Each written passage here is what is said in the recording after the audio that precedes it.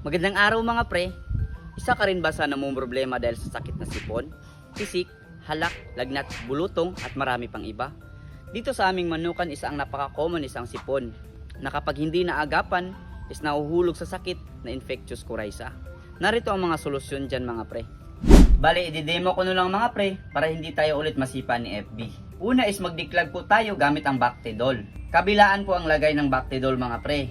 Right nose po, and then left nose.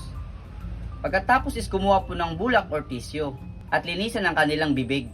Ito po yung bibig ng manok, bali linisin, hagurin nyo po palabas para makuha yung mga laway-laway.